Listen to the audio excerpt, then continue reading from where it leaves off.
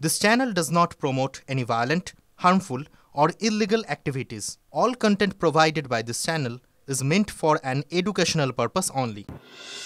এবার সব খবরের ডিটেল আপডেটে আসা যাক। উত্তরসূরি বাছাইয়ের প্রশ্নে দলগত সিদ্ধান্তকে আরও গুরুত্ব দিলেন মমতা বন্দ্যোপাধ্যায়। সরাসরি অভিষেকের নাম এড়িয়ে গেলেন তৃণমূল নেত্রী। এপ্রিল থেকে ডিসেম্বর এই মাঝে যে ৮ মাস, সেই ৮ মাসে কিছুটা বদলে গেল তার জবাব। এপ্রিলে উত্তরসূরি প্রসঙ্গে অভিষেকের নাম নেন মমতা বন্দ্যোপাধ্যায়। দল ঠিক করবে বলেও অভিষেকের রাজনৈতিক বোধের তারিফ করেন মমতা। টিভি9 বাংলার সঙ্গে সাক্ষাৎকারে মমতা বন্দ্যোপাধ্যায় বলেছিলেন তিনি অভিষেক বন্দ্যোপাধ্যায়কে নিজের হাতে তৈরি করেছেন। তিনি টিভি9 বাংলাকে এও বলেছিলেন অভিষেক দলের ডেডিকেটেড সোলজার। উত্তরসূরি প্রসঙ্গে কাল শুধুই দলগত সিদ্ধান্তের কথা মমতার। এই ৮ মাস পরের জবাবটা একটু অন্যরকম। অভিষেকের নীরব মমতা সেটা পুরোটাই ছাড়লেন দলের উপরে।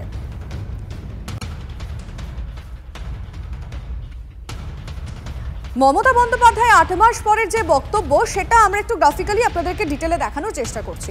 এমন কোনো মন্তব্য তিনি করবেন না। দল তো কারো একার নয়, আমি একা কেউ নই, আমার সঙ্গে অনেক সঙ্গী সাথী আছে। আর কি বলেছেন মনে রাখবেন, মানুষকে ছাড়া দল হয় না, আর দল দলীয় কর্মীদের ছাড়া হয় না। আমি যদি মনে করি আমি একাই সব, সেটা উদ্ধত্তের পরিচয়। আমি নয়, আমরা কথাটায় বিশ্বাস করি। ৮ মাস পরের বক্তব্য আপনাদেরকে দেখালাম, কিন্তু ৮ মাস আগে যখন টিভি9 বাংলার সঙ্গে তিনি কথা বলেছিলেন এক্সক্লুসিভ ইন্টারভিউয়ে, মমতা বন্দ্যোপাধ্যায় সেই সময় কি বলেছিলেন অভিষেক বন্দ্যোপাধ্যায়কে নিয়ে একবার শুনুন। আজকের অভিষেক বন্দ্যোপাধ্যায় অত্যন্ত ম্যাচিওর্ড একটা পরিণত রাজনীতিবিদ, এক দক্ষ সংগঠক। তো তিনি কি মমতা বন্দ্যোপাধ্যায়ের যোগ্য উত্তরসূরি হয়ে উঠেছেন? এটা দল ঠিক করবে। ও দলের একজন ডেডিকেটেড সোলজার, ছোট্টবেলা থেকে আমি তৈরি করেছি। আমি চাই ওরা ভালো তৈরি হোক, ইয়াং জেনারেশনকেও দরকার আছে। আমি 3টে জেনারেশন তৈরি করে দিয়েছি, এটা আমার গর্ব। কারণ আমরা যদি জেনারেশন তৈরি না করি, আমার স্বপ্নের তৃণমূল কংগ্রেসটাকে কে রক্ষা করবে? সারা জীবন তো কেউ বাঁচে না, কিন্তু আমি তো চাইবো আমার জোড়াফুলটা থাকবে, আমার মামাটি মানুষ স্লোগানটা থাকবে। তা সেগুলোকে রক্ষা করবার জন্য তো আগামী প্রজন্ম প্রয়োজন। আমি এ নিয়ে কথা বলতে চাইবো, আমাদের সিনিয়র রিপোর্টার আমাদের সঙ্গে রাজা চট্টোপাধ্যায় রয়েছেন। রাজা, পরিষ্কার করে একটা কথা জানতে চাইবো, ৮ মাস আগের বক্তব্য এবং ৮ মাস পরের বক্তব্য, সেই বক্তব্য আমরা আমাদের দর্শকদেরকে সবটাই জানিয়েছি। এই তফাৎটা কেন হলো? এই যে স্টান্স, নতুন স্টান্সের কথা আমরা বলা হচ্ছে, যেখানে অভিষেক বন্দ্যোপাধ্যায়ের নাম না নেওয়া, এটা কিসের ইঙ্গিত? দর্শকদের বলতে চাইবো একটা সূক্ষ্ম ভেদরেখা আছে। ৮ মাস আগে মমতা বন্দ্যোপাধ্যায় আমাদের যে সাক্ষাৎকার দিয়েছিলেন, সেখানে তিনি যেটা বলেছিলেন, সেখানেও দলগত সিদ্ধান্তের কথাই বলেছিলেন, কিন্তু সেখানে অভিষেক বন্দ্যোপাধ্যায়ের নামটা উঠে এসেছিল। এবং সেখানে অভিষেক বন্দ্যোপাধ্যায়ের নাম উঠে আসার পর তিনি অভিষেকের রাজনৈতিক চেতনা, রাজনৈতিক বোধ, বহু বছর আগে যখন মমতা বন্দ্যোপাধ্যায় হাজরা মোড়ে মার খেয়েছিলেন, তখন অভিষেক তার প্রতিবাদ করেছিলেন। ছোটবেলা থেকেই তিনি রাজনৈতিক দিক থেকে সচেতন, এই কথাগুলো মমতা বন্দ্যোপাধ্যায় বলেছিলেন। এবং তিনি বলেছিলেন যে ভবিষ্যতের জন্য তার একটি ইঙ্গিতটা ছিল যে তিনি তাকে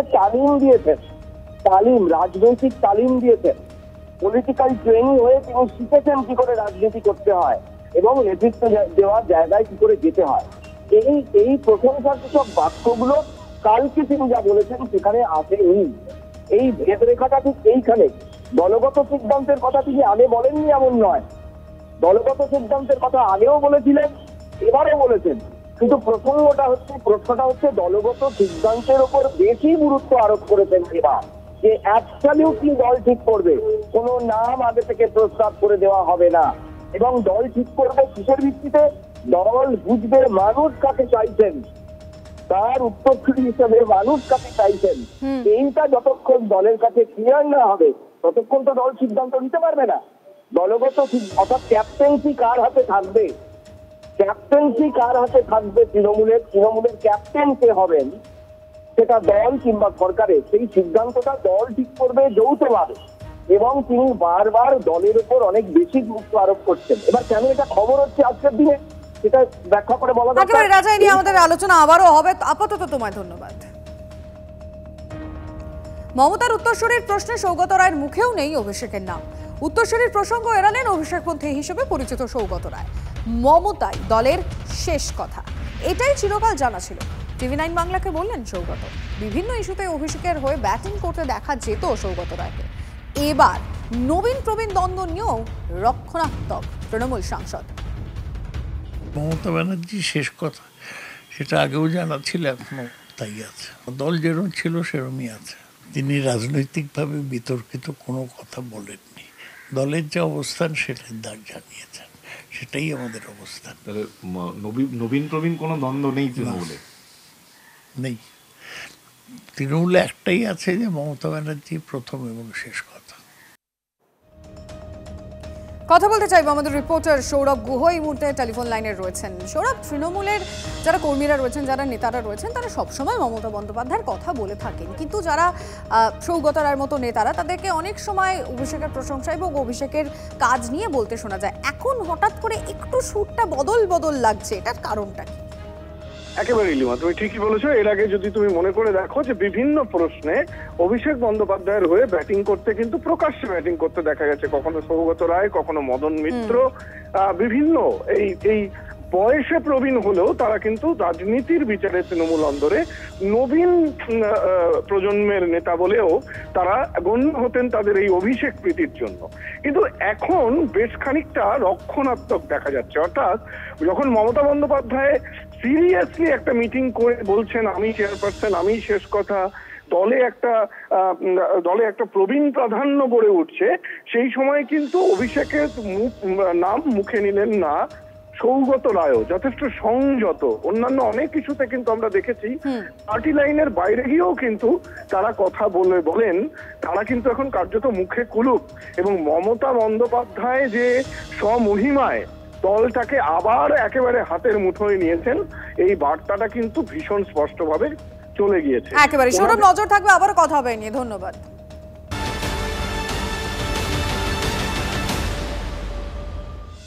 এবার নজর রাখা যাক অন্যান্য খবরের দিকেও। এই মুহূর্তে আরো একটা গুরুত্বপূর্ণ বিষয়, হাত পা বাঁধা অবস্থায় সন্দেশখালীতে তরুণীর দেহ উদ্ধার হয়েছে, যেখানে পরিবার বলছে ধর্ষণ করে খুন করা হয়েছে।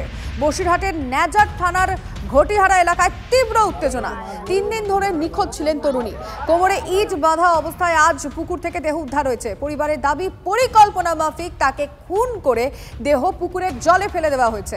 খুনের আগে ধর্ষণের অভিযোগ নিহতের পরিবারের। সরেজমিনে গেলেন পুলিশ সুপার এসডিপিও। ওই ধর্ষণ করে মার্ডার করেছে, মানে খুন করেছে। কি চান আপনারা? শাস্তি চাই, শাস্তি আমাদের হাতে তুলে দিক। প্রশাসনের বিচার চাইনি, অনেক বিচার পেয়েছি, অনেক বিচার। খুন ধর্ষণে অনেক, নারী নির্যাতন অনেক বিচার পেয়েছি, কত বিচার পাচ্ছি। আমরা চাই, আমাদের বিচার আমরাই করব। কথা বলবো আমাদের রিপোর্টার দীপঙ্করের সঙ্গে। দীপঙ্কর, পুলিশ তো ইতিমধ্যেই তদন্ত শুরু করেছে, কিন্তু স্থানীয়রা যারা রয়েছেন বা পরিবার, কাউকে কি এই বিষয়ে সন্দেহ করছেন? দেখো, পুলিশ প্রাথমিকভাবে তদন্ত শুরু করেছে। ঘটনার তীব্রতা এতটা ভয়ঙ্কর যে ঘটনাস্থলে অ্যাডিশনাল এসপি সন্দেশখালী তিনি পৌঁছান এবং তার সঙ্গে এসডিপিও তিনিও ঘটনাস্থলে পৌঁছান। গোটা ঘটনার তদন্ত শুরু হচ্ছে। যেভাবে হাত পা বেঁধে এবং কোমরে ইট বেঁধে ফেলে দেওয়া হচ্ছে, সেটা যে সুইসাইড নয় বা আত্মহত্যা নয়, সেটা পরিষ্কার পুলিশের কাছে। এবং এর পেছনে কারা আছে সেটা খতিয়ে দেখা হচ্ছে এবং তারা চেষ্টা করছেন যত দ্রুত সম্ভব অভিযুক্তদের গ্রেপ্তার করা। ইতিমধ্যেই পরিবারের তরফ থেকে অভিযোগ করা হচ্ছে যে ধর্ষণ করে তাকে খুন করেছে কেউ বা কারা। সেই বিষয়টা আসলে কি সেটা পুলিশ খতিয়ে দেখার জন্য ঘটনাস্থলে জেলার অতিরিক্ত পুলিশ সুপার পৌঁছেছেন এবং দেহ ময়নাতদন্তের জন্য হাসপাতালে পাঠানো হয়েছে। গোটা ঘটনার পূর্ণাঙ্গ তদন্ত হচ্ছে। নতুন করে সন্দেশখালী যেহেতু উত্তেজনার জায়গা, নতুন করে যাতে কোনো উত্তেজনা না ছড়াতে পারে সেজন্য কিন্তু পুলিশের তরফ থেকে আলাদা করে নজর রাখা হচ্ছে। বেশ, ধন্যবাদ দীপঙ্কর। তৃণমূলের প্রাক্তন পঞ্চায়েত সদস্যের স্বামীকে কুপিয়ে খুন করা হয়েছে। খুড়তুতো ভাই ও তাঁর দলবলের বিরুদ্ধে কুপিয়ে খুনের অভিযোগ। এলাকায় তৃণমূল কর্মী বলে পরিচিত মৃতের ভাই আবাস তালিকায় দুর্নীতি যোগ্যদের নাম বাদ দেওয়ার অভিযোগ ওঠে। অভিযোগ, মৃতের ঘাড়ে যাবতীয় দোষ চাপায় তাঁর খুড়তুতো ভাই, এরপর কুপিয়ে খুন। মৃতের নাম সমীরণ পণ্ডিত। খুড়তুতো ভাই বিকাশ পণ্ডিতের বিরুদ্ধে খুনের অভিযোগ। 2018 থেকে 2023 সাল পর্যন্ত মৃতের স্ত্রী রানুবালা মণ্ডল তৃণমূলের সদস্য ছিলেন। আমার বাবা কাজ জমা দিয়ে আসছিল, রাস্তায় ধরে মেরেছে। কারা মেরেছে? ওই বিকাশ পণ্ডিত, জগন্নাথ পণ্ডিত, নীতিশ পণ্ডিত, বৃন্দা পাতলা, শিবাজিৎ, শান্তনু, অতনু, শিশির। ওই যে কি এর ঘর আবাস যোজনার ঘর বেরিয়েছে না, এসব ঘরের নাম তুলে রেখেছিল, এখন ওরা কাটাকাটি করতেছে, এর নাম দিয়ে কাটাচ্ছে, বলে ও কেটে দিয়েছে, বলে ওই নিয়েই মেরেছে আমার ঠাকুরকে। বিকাশ পণ্ডিতের বাড়ির চারদিকে প্রায় 6 ফুট উঁচু দেওয়াল, এবং যে দেওয়ালের উপর আমি বসে রয়েছি, আমাকে এই দেওয়ালের উপর উঠতে হয়েছে এই বাড়িটা দেখার জন্য। তার কারণ বাড়ির দুটো গেট সম্পূর্ণরূপে বন্ধ। এই বিকাশ পণ্ডিত এবং তার পরিবার পলাতক। এলাকার কেউ কেউ বলছেন সে তৃণমূল কংগ্রেসের সমর্থক, আবার অনেকে বলছেন আসলে সে বিজেপির সমর্থক। অর্থাৎ রাজনৈতিক পরিচয় নিয়ে ধোঁয়াশা রয়েছে। এই পেল্লাই বাড়ি বলা চলে, তারপরে কি করে আবাস যোজনায় নাম ওঠে এই ব্যক্তির তা নিয়ে সন্দিহান অনেকেই। এই যে বাড়ি, পাকা বাড়ি রয়েছে, তার পাশে আবার একটা বাড়ি বানানোর জন্য নাকি নাম তোলার কথা তিনি ভাবছিলেন। নাম উঠে গেছিল, পরবর্তীকালে নাম বাদ যায়, এবং সেই নাম বাদ যাবার প্রতিহিংসাতেই খুন করা হয় সমীরণ পণ্ডিতকে। তার স্ত্রী দাবি করছেন তার গায়ে 50টা আঘাতের চিহ্ন ছিল, ধারালো অস্ত্র দিয়ে কোপ মারা হয়। কিভাবে সম্ভব? আবাসের একটা যোজনা প্রকল্প, সেই প্রকল্পের নাম থাকা বা না থাকার জন্য দুজনের সংঘর্ষ এই পর্যায়ে পৌঁছে যায় যেখানে খুন হতে হয় প্রাক্তন পঞ্চায়েত সদস্যর স্বামীকে। এই বিশাল বাড়ি এবং তার দিকে একাধিক জায়গা সম্পত্তি থাকার পরেও প্রতিহিংসাবশত এই খুন, তেমনটাই আশঙ্কা গ্রামবাসীদের। ক্যামেরা অমিতের সঙ্গে সুমন, TV9 বাংলা, উলুবেড়িয়া।